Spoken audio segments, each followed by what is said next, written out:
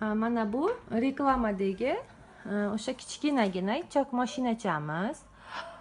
Bu chok mashinamizni qulayliklari korobkasida 5 ta mokkisi, zapas hamda bitta ignasi bor. Va buni oyoq bilan ishlatsa bo'ladigan tepkisi va agar buni ishlatmagan holimizda mana knopkasi orqali ishlatsa bo'ladi.